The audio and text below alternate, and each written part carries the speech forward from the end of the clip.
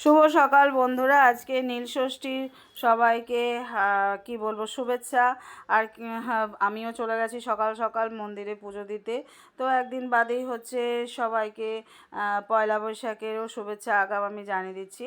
তো আমি মন্দিরে আজকে চলে গেছি। আজকে নীলের বার, নীল সংক্রান্তি আজকে আমাকে করতে হয়, যেহেতু শাশুড়ি মা এটা আমাকে বলে দিয়েছে যে প্রত্যেক নীলষষ্ঠীতে হচ্ছে পুজো করবে, উপোস থাকবে সারাদিন।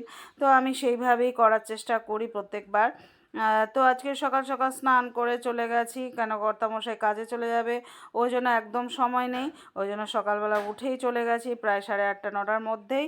তো মন্দির তখন দেখি ফাঁকা, বাজারের পিছনে আমাদের ছোট্ট মন্দির।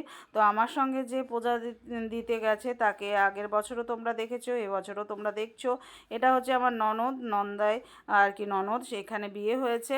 তো আমি তার সঙ্গেই আমি পুজো দেওয়ার চেষ্টা করি।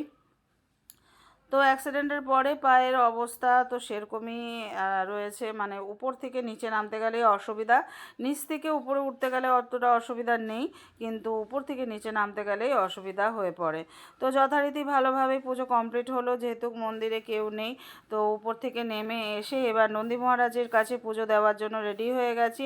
নন্দী মহারাজকে আমি ভালোভাবে পুজো দিয়ে নিজের আজকে কামনা যা কিছু ছিল আমি তার কাছে বলে সমস্ত কিছু তার কাছে আমি ক্ষমা চেয়ে নিলাম। তার কানে এবার আমার বলার পর্ব, এবার আমি তার কানের মধ্যে সব কিছু বললাম, যাতে ভোলানাথকে সে আমার হয়ে আর্জি জানিয়ে দেয় যে আমাকে রোগমুক্ত বিপদমুক্ত করতে আর সবাইকে ভালো রাখার জন্য আমি করে দিলাম। কেন আমার বিপি এতটাই পরিমাণে বেড়ে গেছে যে একদম কন্ট্রোল হচ্ছে না, খুব খুব অসুবিধা হচ্ছে, চোখ মুখ ফুলে গেছে, এতটাই পরিমাণে ব্লাড প্রেশার হাই হয়ে গেছে। তো মন্দিরের পরিক্রমা করে নিলাম, করে নেওয়ার পরে আমি বললাম ননদের সাথে একটা আমাকে ছবি তুলে দাও, সেটাও ছবিটাও তুলে দেওয়া হলো। এবার আমি যাচ্ছি ভেতরে আবার চরণামৃত্যু বাবার আনতে। তো সবাইকে শুভেচ্ছা রইলো। কেমন লাগলো আজকে যেটুকুই আমি তৈরি করেছি বা গেছি ভিডিওতে, সেটাই তোমাদের সঙ্গে তুলে ধরার চেষ্টা করলাম। এবার পর্ব হচ্ছে 3বার পরিক্রমা, 3বার পরিক্রমা সেরে নিলাম, নিয়ে হচ্ছে মোমবাতি আর কি ধরাতে যাব। বাবারে বাবা কী কাণ্ড, হাতের মধ্যে গরম গরম লেগে গেল। তারপর ধূপধুনা দিয়ে আমি ভগবানের কাছে প্রে করলাম, আবারও যেন আসছে বছর সুস্থ থাকি, ভালো থাকি, ভগবান তোমার কাছে ডেকো।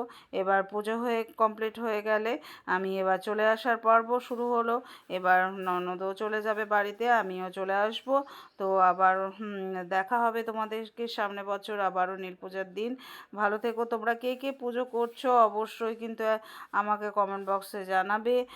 ভালো থেকো। আর আগাম কিন্তু পয়লা বৈশাখের শুভেচ্ছা সবাইকে দিয়ে রাখলাম।